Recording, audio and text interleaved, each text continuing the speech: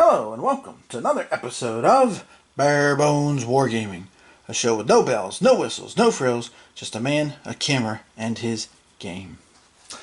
Alright, this episode, just kind of a little overview here. I'm not really going to be doing any kind of a replay this particular time. As you can see in front of you here, I've got Europe spread out from the Second World War. This is actually the map from this game. John Prados' Third Reich, which of course is a descendant from the original Third Reich, published by Avalon Hill in 1974, and then also Advanced Third Reich, which was published in 1992, I believe, and then there was this version by Avalanche Press in the early 2000s, and of course, speaking of European theater, World at War is a descendant of that, apparently, too, although I haven't actually done anything with that game at this point. And of course, the sister game for setting up the stage for World War II, The Gathering Storm, which I did pick up a copy of, because what I've been doing over the last 3 weeks is trying to find a European theater game that has, for me, a balance of politics with diplomacy and such, but also a map that is not gigantic, which, as you can see in front of you here, this one definitely qualifies for that criteria, and doesn't have like 500 million counters accompanied by a 1 billion page rulebook.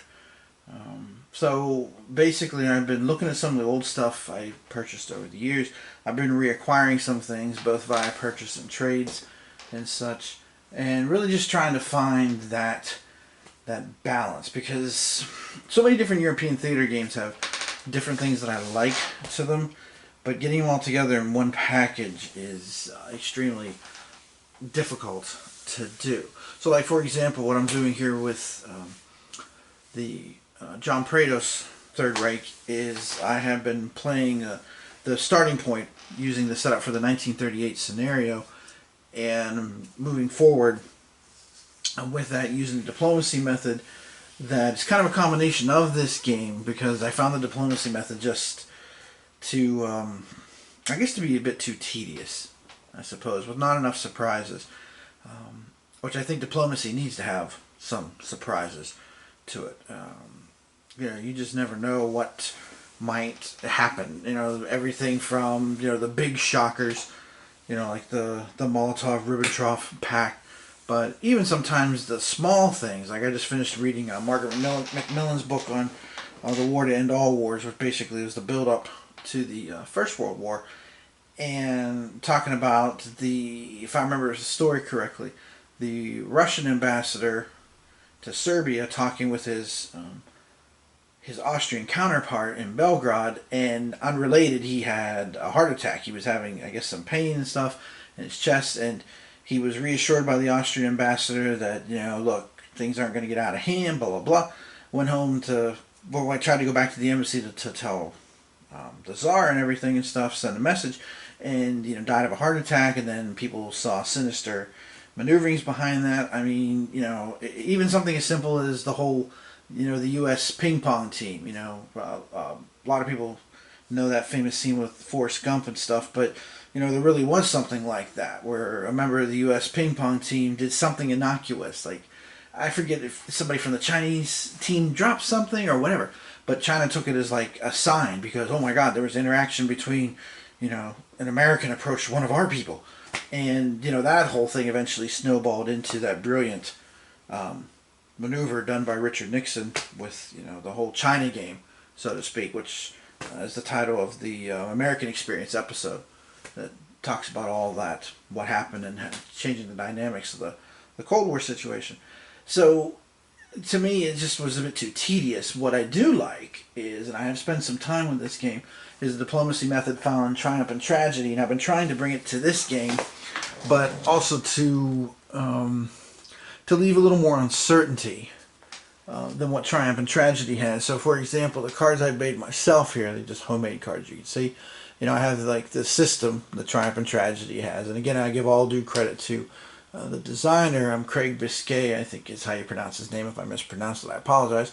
But I have the two countries on each, but then in the middle, I also have the cards. You can use them either to attempt to influence a country, or you can use the card as a die roll modifier. So I'm still rolling dice, which is what you do with this game and games like Advanced Third Reich and A World at War, and still leaving some uncertainty with that. So even if you play the card, there's no guarantee you're going to get influence into there. But I also, with the modifiers, which range from 1 to 3 on a card, I also have it set up so that it's a successful result is a 6 or more.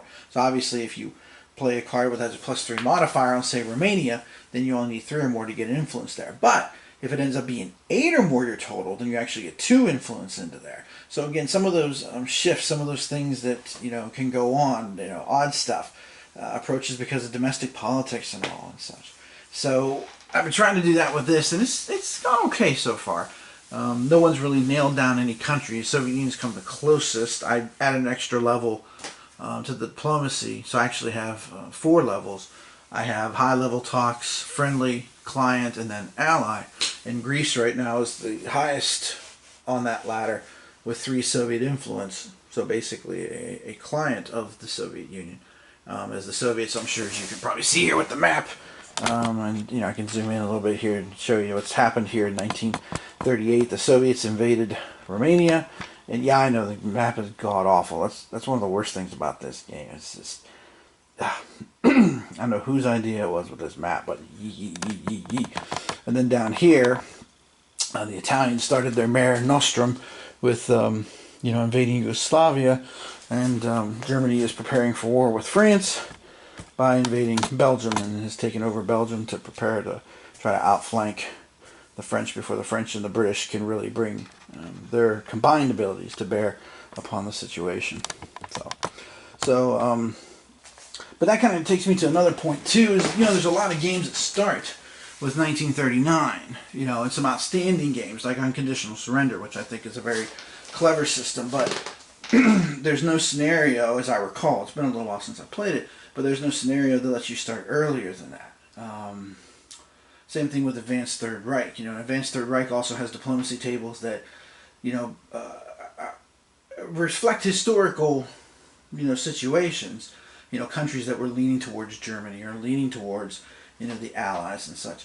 But I guess what I've been having trouble trying to find is a European theater game that allows meat for the military. Because like Triumph and Tragedy, love the diplomacy system, but the block system and stuff does kind of make things a little vanilla when it comes to the whole combat and things like that. But like this system here in the Third Reich game is a very streamlined kind of system. It's not overly complicated, although there's more layers here than either the original Third Reich or the Advanced Third Reich.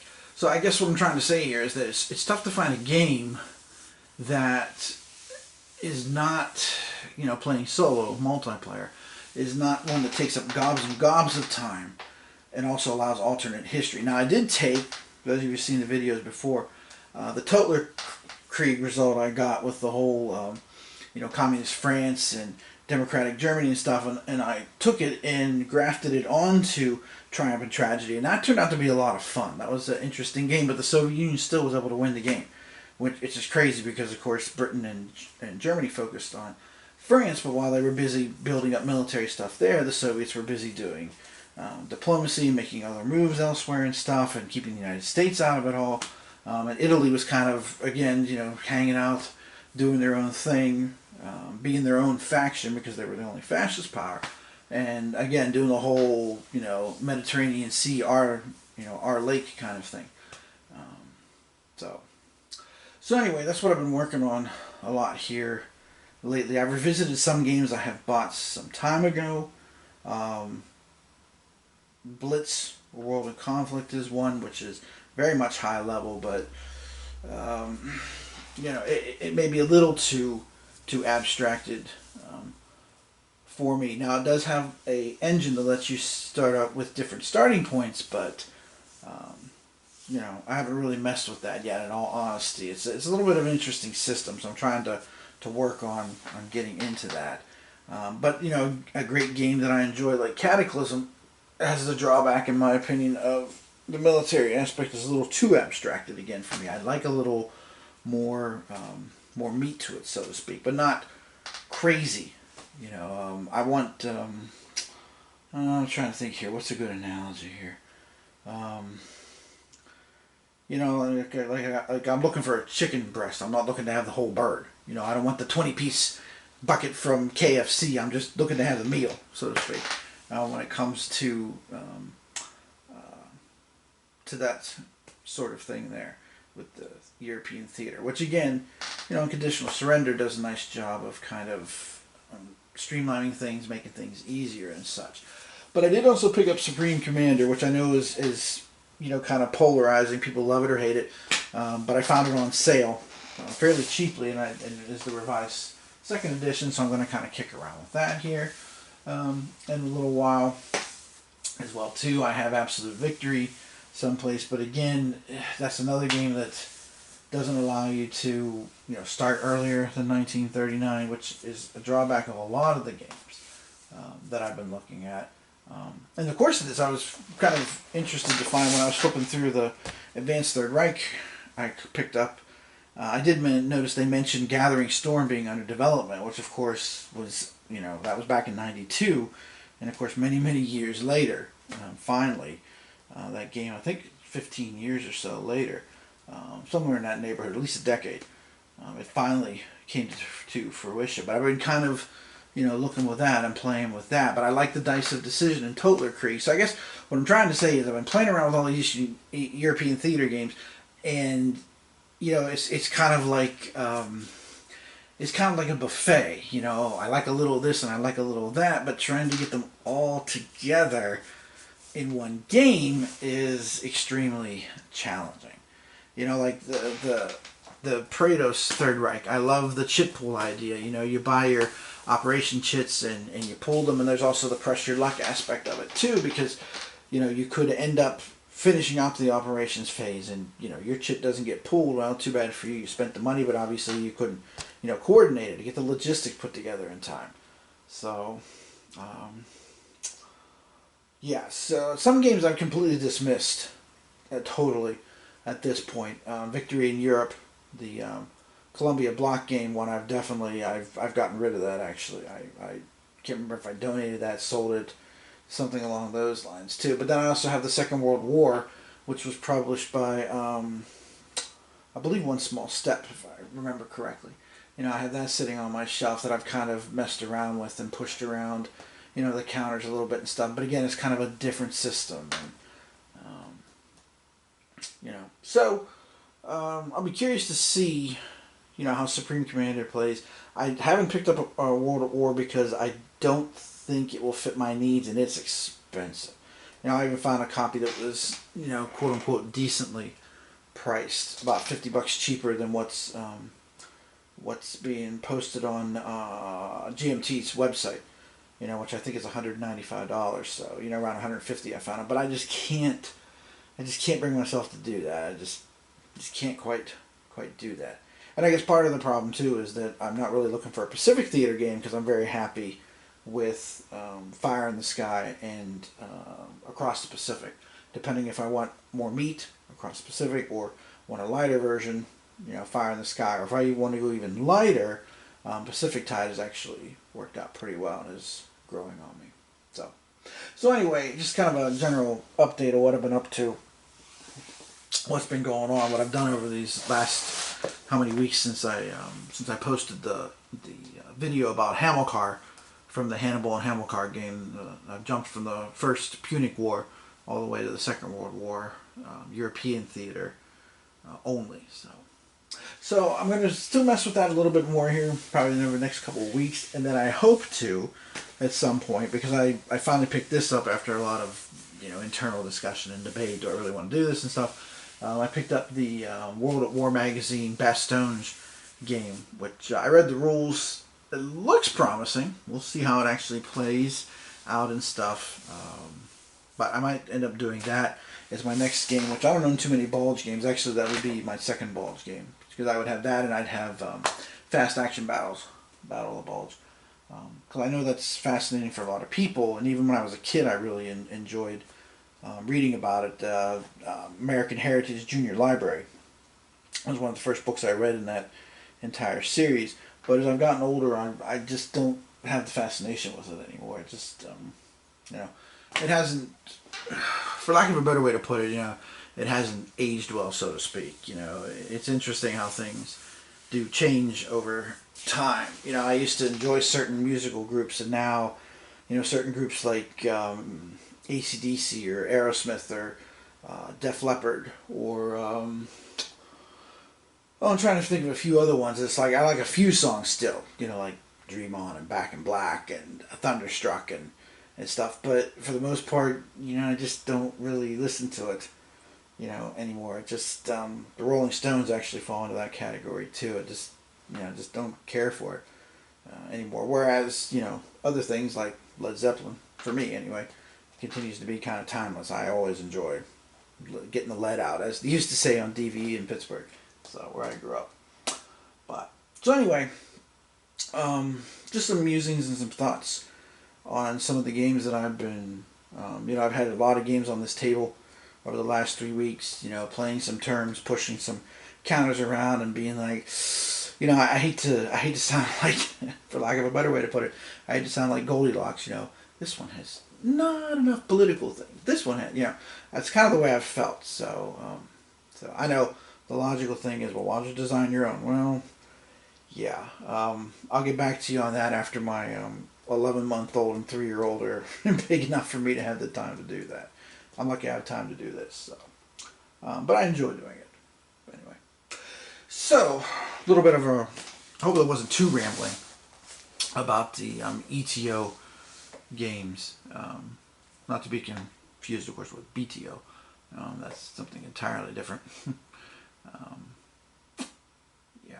So anyway, so that's what I've been kind of looking at and playing around with and stuff. And if I feel like the diplomacy method's working better for this game, I'll let you guys know, and I'll let you take a look at it and stuff. It's going okay so far. Maybe not as much movement as I was hoping for, so I might have to revamp it again at some point. But like I said, Supreme Commander is in, and Blitz are kind of in the queue, on deck, if you will, to use a baseball term, while I keep trying to search the impossible dream, so to speak, of finding that perfect, for me, that perfect balance of European theater of World War II game. So that's where I've been the last 3 weeks, just to kind of give y'all a heads up. What's been going on. So again, hopefully next time I see you, I'll be visiting you from the snow-covered roads of Bastogne, as I try to heroically defend that little octopus-looking village. I believe there was 8 roads that ran into it, 8 to 10, something like that. Or maybe I'm thinking of Gettysburg. One of those two had 10 or 8, and I'm not sure. I can't remember which was which off the top of my head, but all roads lead to, right, kind of thing. So that's what I'm hoping to do, to highlight that for the next video. Because once I get kind of tired and burnt, and I'm kind of getting close to that with the European theater, that's on deck for the non-ETO portion of my gaming that's going on right now. Is Bastogne is at the head of the queue, and that particular branch, if you will. So anyway, so that's what's been going on here at Bare Bones Wargaming.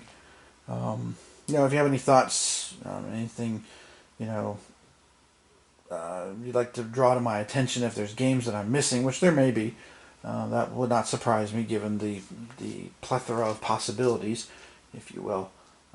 Feel free to mention it in the comments and stuff, and I'll check into some of those games and dig around a little bit. So this is Tim Korchner from Bare Bones Wargaming, saying thanks for watching, and I will see you next time, potentially here, from the wind and snow-swept forest of the Ardennes. sometime in the next, probably next few weeks, I would say. Give me time to kind of nail down the game and nail down the rules and do a couple plays so that I feel comfortable, because that's what I always try to do when I present games to you guys. So, as always, thanks for watching, and I'll see you next time.